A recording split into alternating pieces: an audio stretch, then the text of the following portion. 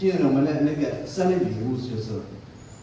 我们家什么？我们家大女儿的一个超音波的一个摆开4个月，那个是最好的礼物，所以恭喜，对。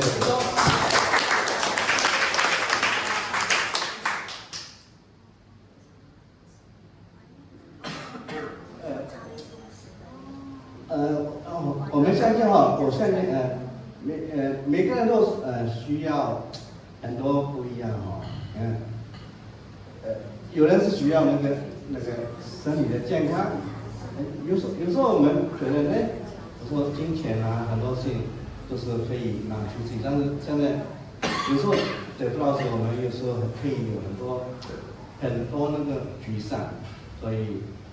让我们能够可以，因为我们本身就是在教会长大，所以我们用祷告来托付，让我们可以在圣经的话，然后给我们能够比较安慰，然后我们可以知道是有一件事情，就是像那个路这首诗歌一样，像路他们这个他们可以找到这个溪水，然后可以给他们可以